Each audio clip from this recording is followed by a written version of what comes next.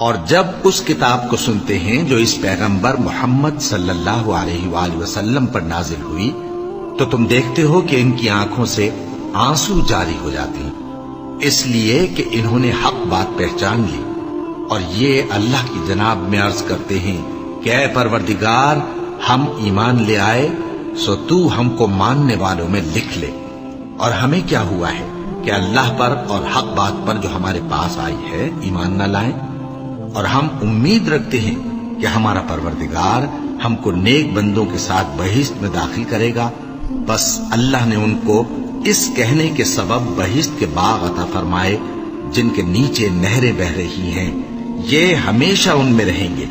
اور نیکوکاروں کا یہی صلہ ہے۔ اور جن لوگوں نے کفر کیا اور ہماری آیتوں کو جھٹلایا وہ جہنمی ہے۔